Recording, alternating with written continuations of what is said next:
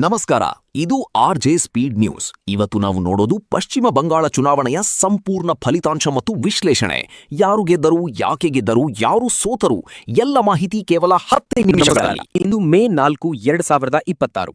ಇಡೀ ಭಾರತದ ಕಣ್ಣು ಇಂದು ಪಶ್ಚಿಮ ಬಂಗಾಳದ ಮೇಲಿದೆ. ಕಳೆದ 15 ವರ್ಷಗಳಿಂದ ಮಮತಾ ಬ್ಯಾನರ್ಜಿಯವರ ಅಧಿಪತ್ಯದಲ್ಲಿದ್ದ ಈ ರಾಜ್ಯದಲ್ಲಿ ಇಂದು ಇತಿಹಾಸ ಪುಟ ಸೇರಿದೆ. ಕಮ್ಯುನಿಸ್ಟ್ ಅಧಿಪತ್ಯವನ್ನು ಅಂತ್ಯಗೊಳಿಸಿ ಬಂದಿದ್ದ ದೀದಿ ಕೋಟೆಯನ್ನು ಇಂದು ಕಮಲ ಪಡೆ ಭೇದಿಸಿದೆ. ಹೌದು, ಪಶ್ಚಿಮ ಬಂಗಾಳದಲ್ಲಿ ಇಂದು ಭಾರತೀಯ ಜನತಾ ಪಾರ್ಟಿ ಬಿಜೆಪಿ ಭರ್ಜರಿ ಬಹುಮತದೊಂದಿಗೆ ಮೊದಲ ಬಾರಿಗೆ ಅಧಿಕಾರದ ಗದ್ದುಗೆ ಏರುತ್ತಿದೆ. ಇಂದಿನ ಈ ವಿಶೇಷ ಕಾರ್ಯಕ್ರಮದಲ್ಲಿ ನಾವು ಬಂಗಾಳದಲ್ಲಿ ಬಿಜೆಪಿ ಗೆದ್ದಿದ್ದು ಹೇಗೆ, ತೃಣಮೂಲ ಕಾಂಗ್ರೆಸ್ ಸೋಲಲು ಕಾರಣವೇನು ಮತ್ತು ಬಂಗಾಳದ ಭವಿಷ್ಯ ಏನಾಗಲಿದೆ ಎಂಬುದನ್ನು ವಿಸ್ತಾರವಾಗಿ ವಿಶ್ಲೇಷಿಸಲಿದ್ದೇವೆ.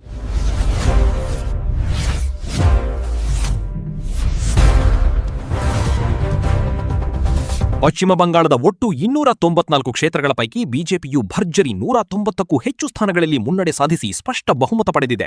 ಕಳೆದ ಬಾರಿ 213 ಸ್ಥಾನ ಗೆದ್ದಿದ್ದ ಮಮತಾ ಬ್ಯಾನರ್ಜಿ ನೇತೃತ್ವದ ಟಿಎಂಸಿ ಈ ಬಾರಿ ಕೇವಲ 90ರಿಂದ 95 ಸ್ಥಾನಗಳಿಗೆ ಕುಸಿದಿದೆ. ಸ್ವತಃ ಮಮತಾ ಬ್ಯಾನರ್ಜಿ ಅವರು ಭವಾನಿಪುರ ಕ್ಷೇತ್ರದಲ್ಲಿ ತೀವ್ರ ಪೈಪೋಟಿ ಎದುರಿಸುತ್ತಿರುವುದು ಈ ಬಾರಿಯ ಚುನಾವಣೆಯ ದೊಡ್ಡ ಸುದ್ದಿಯಾಗಿದೆ. 2.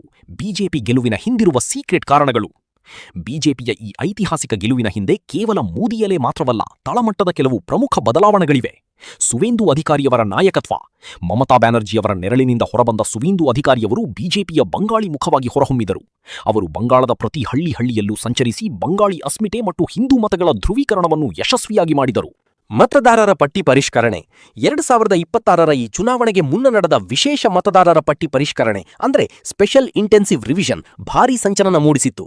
ಅಕ್ರಮವಾಗಿ ಸೇರ್ಪಡೆಯಾಗಿದ್ದ ಹೆಸರುಗಳನ್ನು ತೆಗೆದುಹಾಕಿದ್ದು ಮತ್ತು ಹೊಸ ಯುವ ಮತದಾರರ ಸೇರ್ಪಡೆಯು ಬಿಜೆಪಿಗೆ ಪ್ಲಸ್ ಪಾಯಿಂಟ್ ಆಯಿತು. ಮಹಿಳಾ ಮತದಾರರ ಬದಲಾದ ಮನಸ್ಸು. ಲಕ್ಷ್ಮೀರ್ ಭಂಡಾರ್ನಂತಹ ಯೋಜನೆಗಳಿದ್ದರೂ ಸಂದೇಶ್ಕಾಲಿಯಂತಹ ಘಟನೆಗಳಿಂದಾಗಿ ಮಹಿಳೆಯರಲ್ಲಿ ಉಂಟಾದ ಭೀತಿ ಮತ್ತು ಅಸಮಾಧಾನವು ಟಿಎಂಸಿಯಿಂದ ಅವರನ್ನು ದೂರ ಮಾಡಿತು. ಮಹಿಳಾ ಸುರಕ್ಷತೆಯೇ ಇಲ್ಲಿ ಪ್ರಮುಖ ವಿಷಯವಾಯಿತು. ಯುವಜನತೆಯ ಉದ್ಯೋಗದ ಹಂಬಲ. ಬಂಗಾಳದ ಯುವಜನತೆ ಶಿಕ್ಷಣವಿದ್ದರೂ ಕೆಲಸಕ್ಕಾಗಿ ಹೊರ ರಾಜ್ಯಗಳಿಗೆ ಹೋಗುವ ಅನಿವಾರ್ಯತೆಯಿತ್ತು. ಬಿಜೆಪಿಯ ಸೋನಾರ್ ಬಾಂಗ್ಲಾ ಮತ್ತು ಕೈಗಾರಿಕೀಕರಣದ ಭರವಸೆಗಳು ಯುವ ಮತದಾರರನ್ನು ಸೆಳೆಯಿತು. ಟಿಎಂಸಿ ಮತ್ತು ಮಮತಾ ಬ್ಯಾನರ್ಜಿ ಸೋಲಲು ಕಾರಣಗಳೇನು? 15 ವರ್ಷಗಳ ಕಾಲ ಆಳ್ವಿಕೆ ನಡೆಸಿದ ನಂತರ ಅಧಿಪತ್ಯ ಕುಸಿಯಲು ಈ ಕೆಳಗಿನ ಕಾರಣಗಳು ಕಾರಣವಾಗಿವೆ. ಭ್ರಷ್ಟಾಚಾರ ಮತ್ತು ಹಗರಣಗಳು. ಶಿಕ್ಷಕರ ನೇಮಕಾತಿ ಹಗರಣದಲ್ಲಿ ಪ್ರಮುಖ ಮಂತ್ರಿಗಳ ಬಂಧನ ಮತ್ತು ಪಾರ್ಥ ಚಟರ್ಜಿಯಂಥ ನಾಯಕರ ಮೇಲೆ ಬಂದ ಭ್ರಷ್ಟಾಚಾರದ ಕಲೆ ಪಕ್ಷದ ವರ್ಚಸ್ಸನ್ನು ಸಂಪೂರ್ಣವಾಗಿ ಮಣ್ಣುಪಾಲು ಮಾಡಿತು. ಆಡಳಿತ ವಿರೋಧಿಯಲೆ ಆಂಟಿ ಇನ್ಕಂಬೆನ್ಸಿ. 15 ವರ್ಷಗಳ ಸುದೀರ್ಘ ಆಳ್ವಿಕೆಯ ನಂತರ ಜನರು ಸಹಜವಾಗಿಯೇ ಬದಲಾವಣೆಯನ್ನು ಬಯಸಿದ್ದರು. ಸ್ಥಳೀಯ ಟಿಎಂಸಿ ನಾಯಕರ ದೌರ್ಜನ್ಯ ಮತ್ತು ಸಿಂಡಿಕೇಟ್ ರಾಜ್ ವಿರುದ್ಧ ಜನರಲ್ಲಿ ತೀವ್ರ ಆಕ್ರೋಶವಿತ್ತು. ಕಮ್ಯುನಿಸ್ಟ್ ಮತ್ತು ಕಾಂಗ್ರೆಸ್ ಮತಗಳ ವರ್ಗಾವಣೆ. ಎಡಪಕ್ಷಗಳು ಮತ್ತು ಕಾಂಗ್ರೆಸ್ ಈ ಬಾರಿಯೂ ಪುಟಿದೇಳಲು ವಿಫಲವಾದವು. ಅವರ ಕಟ್ಟಾಮತಗಳು ಟಿಎಂಸಿಯನ್ನು ಸೋಲಿಸಲು ಒಟ್ಟಾಗಿ ಬಿಜೆಪಿಯ ಕಡೆಗೆ ವಾಲಿರುವುದು ಫಲಿತಾಂಶದಲ್ಲಿ ಸ್ಪಷ್ಟವಾಗಿ ಕಂಡಿದೆ. ಅತಿಕ್ರಮಣ ಮತ್ತು ನುಸುಳುಕೋರರ ವಿಷಯ. ಗಡಿ ಜಿಲ್ಲೆಗಳಲ್ಲಿ ನುಸುಳುಕೋರರ ವಿಷಯವನ್ನು ಬಿಜೆಪಿ ಗಟ್ಟಿಯಾಗಿ ಪ್ರಸ್ತಾಪಿಸಿತು. ಇದಕ್ಕೆ ಟಿಎಂಸಿ ನೀಡಿದ ಪ್ರತಿಕ್ರಿಯೆ ಜನರಿಗೆ ತೃಪ್ತಿ ನೀಡಲಿಲ್ಲ. ಈಗ ಬಂಗಾಳದಲ್ಲಿ ಹೊಸ ಯುಗ ಆರಂಭವಾಗಿದೆ. ಬಿಜೆಪಿಯ ಮುಂದಿರುವ ಸವಾಲುಗಳು ಬೆಟ್ಟದಷ್ಟಿವೆ. ಕಾನೂನು ಸುವ್ಯವಸ್ಥೆ. ಬಂಗಾಳದಲ್ಲಿ ಚುನಾವಣೋತ್ತರ ಹಿಂಸಾಚಾರಕ್ಕೆ ದೀರ್ಘ ಇತಿಹಾಸವಿದೆ. ಇದನ್ನು ತಡೆದು ಶಾಂತಿ ಸ್ಥಾಪಿಸುವುದು ಹೊಸ ಸರ್ಕಾರದ ಮೊದಲ ಆದ್ಯತೆಯಾಗಬೇಕಿದೆ. ಆರ್ಥಿಕ ಸುಧಾರಣೆ. ನಿಂತು ಹೋಗಿರುವ ಕೈಗಾರಿಕೆಗಳಿಗೆ ಜೀವ ತುಂಬುವುದು ಮತ್ತು ಹೊಸ ಬಂಡವಾಳ ಹೂಡಿಕೆ ತರುವುದು ಬಿಜೆಪಿಗೆ ದೊಡ್ಡ ಸವಾಲಾಗಿದೆ. ಸಾಮಾಜಿಕ ಸಾಮರಸ್ಯ.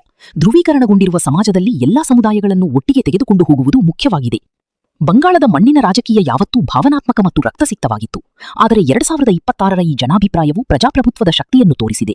ಮಮತಾ ಬ್ಯಾನರ್ಜಿ ಅವರು ಪ್ರತಿಪಕ್ಷವಾಗಿ ಹೇಗೆ ಕೆಲಸ ಮಾಡಲಿದ್ದಾರೆ ಮತ್ತು ಬಿಜೆಪಿ ತನ್ನ ಭರವಸೆಗಳನ್ನು ಹೇಗೆ ಈಡೇರಿಸಲಿದೆ ಎಂಬುದನ್ನು ಕಾದು ನೋಡಬೇಕು.